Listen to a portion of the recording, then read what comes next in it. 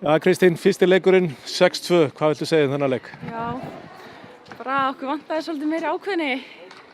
Fyrstu perióda var mjög góð hjá okkur, en svo bara duttum við alveg niður í annari og þriðja var aðeins skárri en vantaði svolítið upp á. Og hvað er það sem vantar? Í hverju liggur munurinn á þessum tveimur liðum?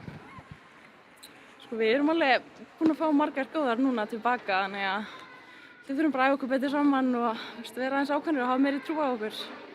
Já. Við erum alveg með fínt lið. Það var alltaf virkilega gaman að sjá Fjölmenni. Þið voru fullar 3 línur, eða ekki? Jú, við vorum með 20 leikmenn sem er mjög mikið. Bara sjaldan verið svona margar, en það dugði ekki alveg í dag.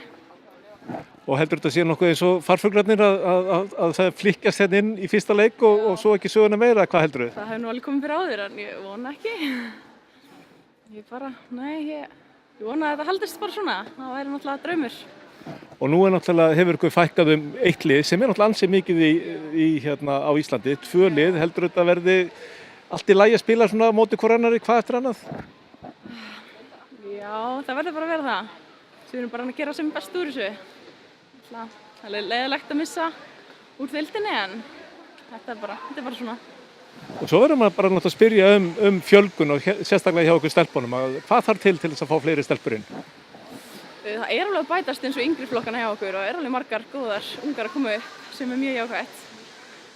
En já, ég held það bara fá fleiri litlar.